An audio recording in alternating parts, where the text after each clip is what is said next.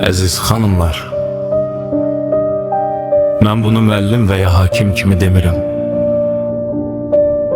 Mən bunu bir kişi kimi deyirəm ki, çox xoşbəxt və bədbəxt cütlüklər görüb və özü də çox istəyir ki, yanında elə bir qadın olsun ki, onunla həyatı sevinclə, müharibəsiz yaşamaq mümkün olsun.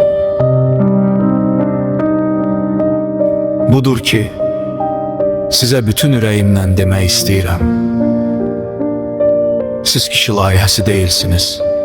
Kişini tərbiyə etməyə, onu düzəltməyə və ya daha yaxşı etməyə çalışmayın.